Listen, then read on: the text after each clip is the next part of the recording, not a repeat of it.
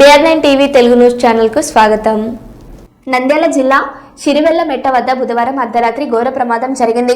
Private bus tyre పేలి ఎదురుగా వస్తున్న లారీని ఢీకొనడంతో జరిగిన ప్రమాదంలో ముగ్గురు మరణించారు. ప్రమాదంలో bus driver, lorry driver, cleaner సజీవ దహనమయ్యారు. ప్రమాదం జరిగిన వెంటనే బస్సులో మంటలు చెలరేగగా స్థానిక డీసీఎం డ్రైవర్ అద్దాలు పగలగొట్టడంతో 36 మంది ప్రయాణికులు ప్రాణాలతో బయటపడ్డారు.